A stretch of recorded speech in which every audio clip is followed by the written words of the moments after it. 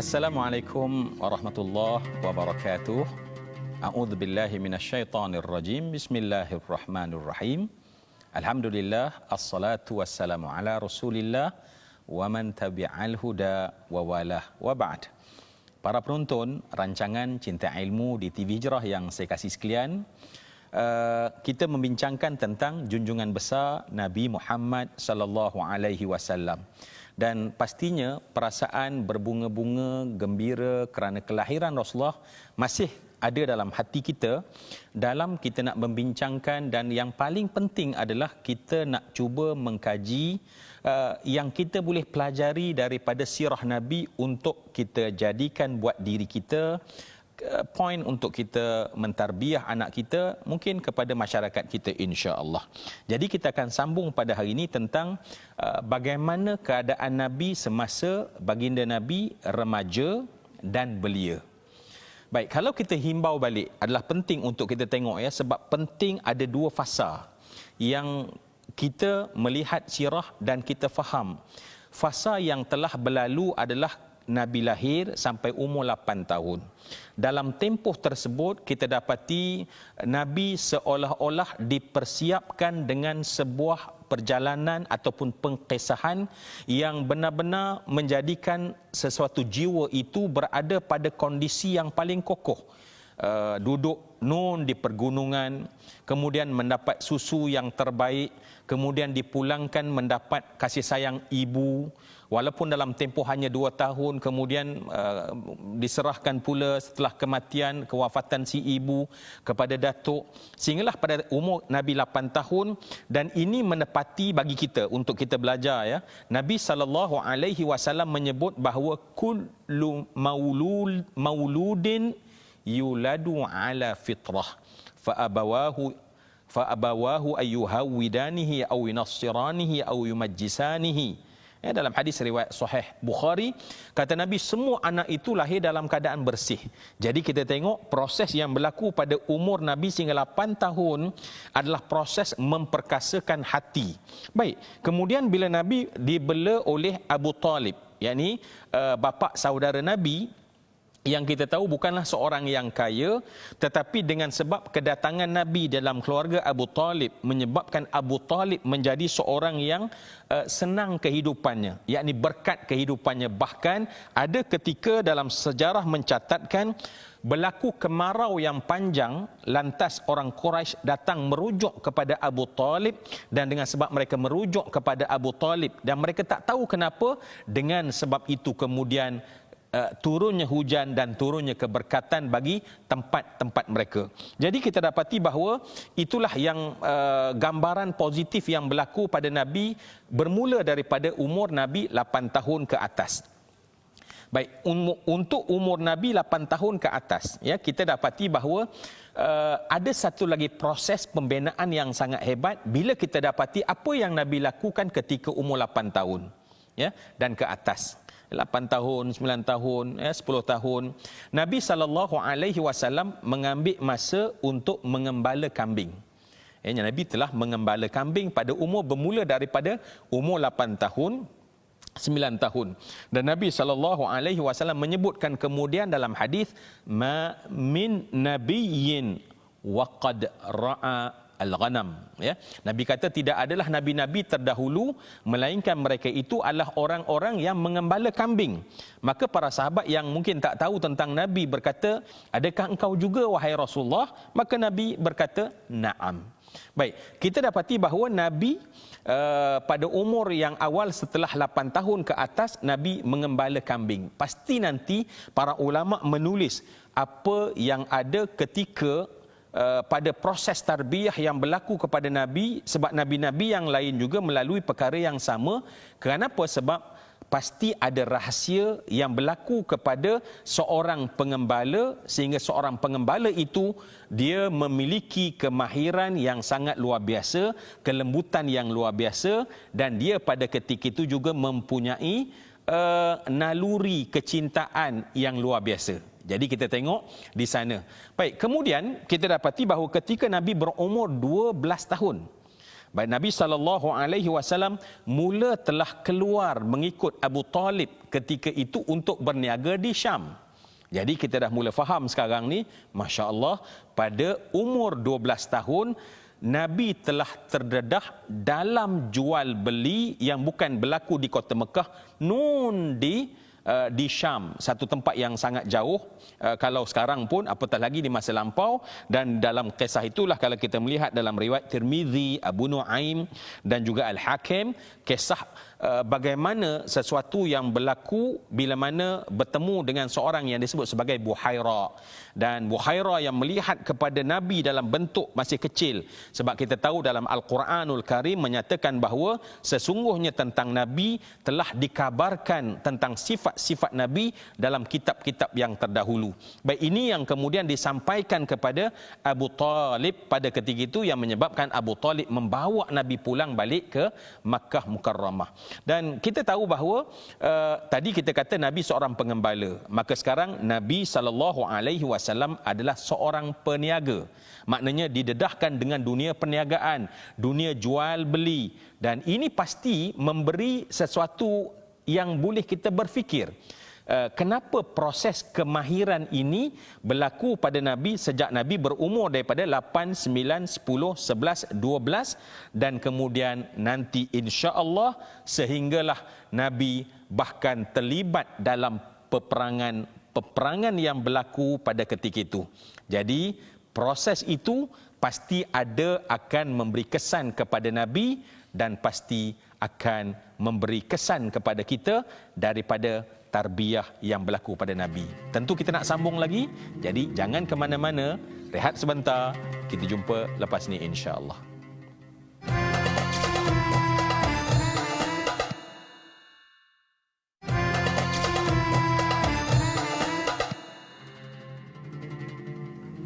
Alhamdulillah, selawat sebanyaknya kita berikan ke atas junjungan besar Nabi Muhammad sallallahu alaihi wasallam, sebab kita sedang melihat milestone perjalanan kehidupan Nabi yang secara umum kita nak jadikan dia pedoman untuk kita dapat didik diri kita atau kita nak mendidik anak kita insya-Allah.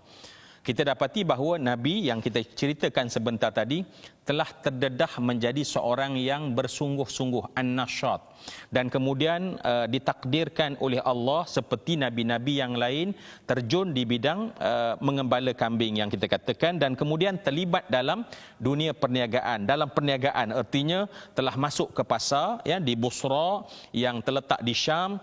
Mungkin sedikit komentar yang kita tengok bila saya tengok dalam internet, dalam kajian yang dibuat oleh orientalis, mereka antara tohmahan yang diberikan tentang Rasulullah adalah apabila mereka merasa hairan, ni golongan orientalis merasa hairan bagaimana dikata Nabi Muhammad mendapat begitu banyak input tentang kitab-kitab lampau.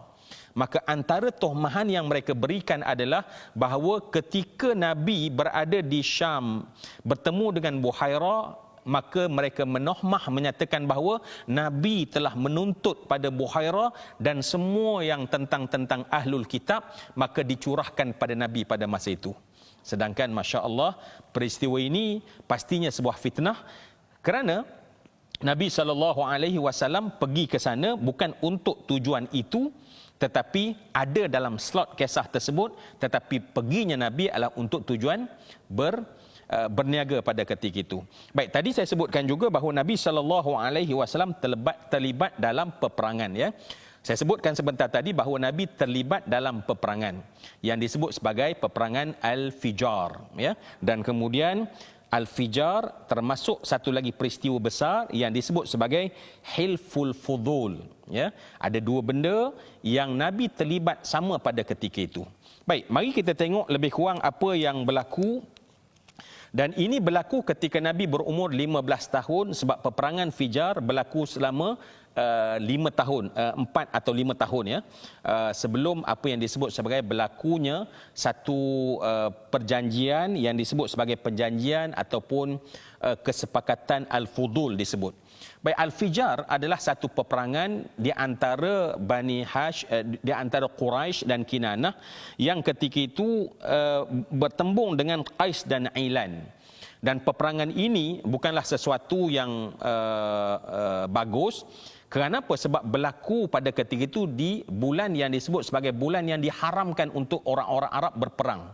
Tetapi peperangan itu meletus juga pada ketika itu, dan Nabi SAW menyebutkan bahawa Nabi, sebab kita tahu bahawa Nabi SAW adalah seorang Rasul yang Allah Subhanahu Wa Taala nanti akan turunkan Al-Quran buat Nabi, dengan Allah menyebutkan bahawa rahmatan lil alamin. Bahawa Nabi SAW terlibat dalam peperangan Fijar, bukanlah orang yang tampil ke medan peperangan, tetapi seolah-olah sebuah proses didikan kepada Nabi untuk mengajarkan tentang peperangan. Baik, kalau kita imbau balik seorang pengembala, kemudian seorang peniaga terlibat dalam dunia peperangan di ketika Nabi remaja dan belia, ini semua adalah satu proses yang berlaku kepada Nabi SAW, dan proses ini memudahkan pastinya kepada Nabi SAW.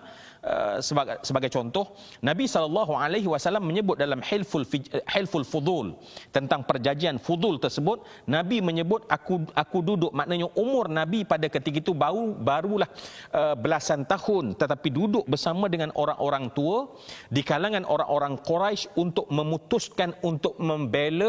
Bahkan Nabi ada menyebutkan, sesungguhnya kalaulah aku masih duduk dan kemudian datang dalam ajaran Islam, aku pasti duduk. Maksudnya apa dia?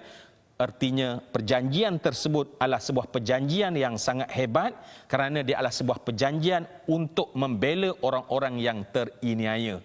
Baik, semua yang saya kasih sekalian, kalau kita nak lihat apa yang kita boleh pelajari, pastinya yang pertama adalah nanti, sebab itulah dalam ajaran Islam, perkara yang terpenting yang diajar oleh Nabi SAW adalah soal mencari rezeki. Jadi Nabi telah tunjukkan kepada kita, bahkan Nabi menyebutkan dalam hadis SAW, aku, kata Nabi SAW, mengambil upah untuk menjaga setiap biri-biri orang-orang Makkah, dan kata Nabi SAW, kullu syatin biqirat fi al-ajyad. Nabi SAW kata Nabi itu mengembala di Ajyad. Kalau kita pergi Mekah sekarang ni, ada satu tempat namanya Ajyad. Dan pada ketika itu Nabi mengenakan upah setiap satu ekor kambing biri-biri dengan satu qirat. Artinya apa dia? Sebab dalam agama Islam yang sekarang, nah kita ambil pengajaran, sebab kita nak bukan hanya bercerita tentang sirah Nabi, tetapi apa yang penting daripada apabila Nabi dengan titik peluh Nabi ketika itu mencari rezeki yang halal, kerana dalam agama Islam setiap daripada kita yang keluar mencari rezeki, maka kita keluar mencari rezeki yang halal. Kerana mencari rezeki yang halal itu Nabi sebutkan dalam Al-Quran adalah faridatun ala kulli mu'min wa muslim. Nabi SAW menyatakan bahawa talabul halal faridatun ala kulli muslim. Sesungguhnya mencari yang halal itu adalah merupakan satu kefarduan yang diwajibkan oleh Allah kepada orang-orang yang Islam. Jadi kita dapati apa dia? Bahawa daripada pengalaman Nabi SAW, maka mudahlah Nabi menyampaikan, dan ini yang kita nak ambil perhatian. Bahkan dalam hadis Nabi SAW menyebutkan bahawa Allah Subhanahu Wa Taala memberi kefarduan. Kalaulah kita kata fardu tu kita nak kumpulkan jadi 10, maka 9/10 adalah soal mencari rezeki, 1/10 fardu dalam soal ibadah. Jadi fahamlah kita kenapa setelah dibina jiwa Nabi, maka Nabi dia ajar kemahiran supaya Nabi insya-Allah kemudiannya nanti akan menyampaikan kepada kita Islam yang sifatnya fitrah, insya-Allah. Jadi kita sambung lagi insya-Allah supaya kita lebih memahami apa yang ada di sebalik sirah junjungan besar Nabi Muhammad sallallahu alaihi wasallam.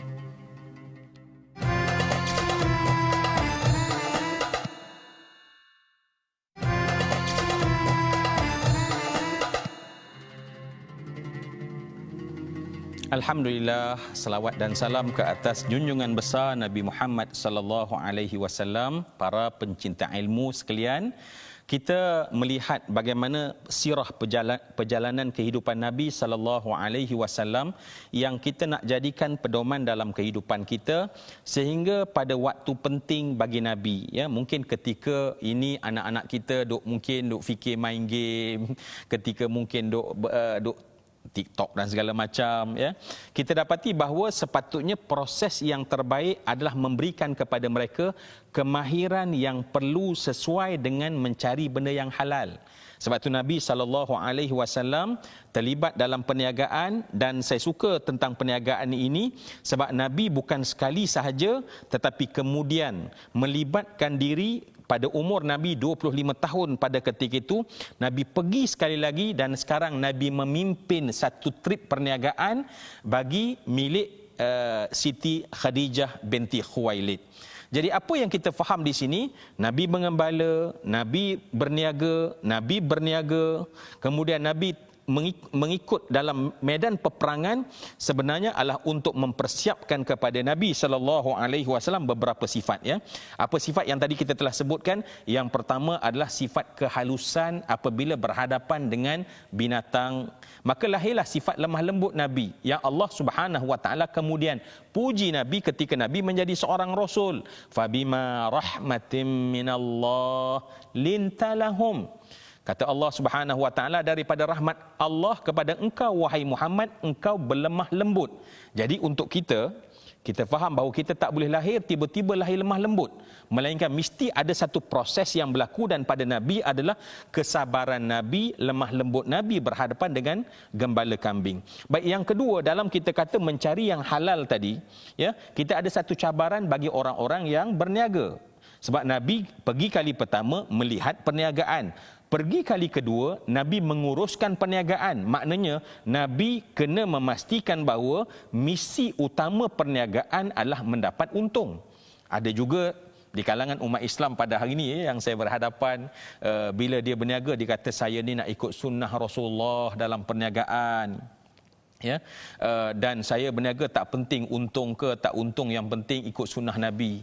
Sehingga saya bertanya balik, Nabi mana yang berniaga tak untung tersebut? Sebab dikatakan dalam kitab sirah, Nabi bila berniaga di Syam, faba'a wabta'a waraja'a biribhin azimin. Dikatakan bahawa oleh muarrikh, Nabi pergi ke Syam, kemudian melakukan perniagaan sehingga sold out. Habis perniagaan Nabi SAW dan pulang waraja'a, dan pulang biribhin azim, dengan untung yang sangat besar. Maknanya dalam dunia perniagaan kemudian bila datang syariah muamalah, Nabi tahu bagaimana jiwa para peniaga yang memang mahukan keuntungan, tetapi bagaimana keuntungan yang didapati dengan cara yang paling betul.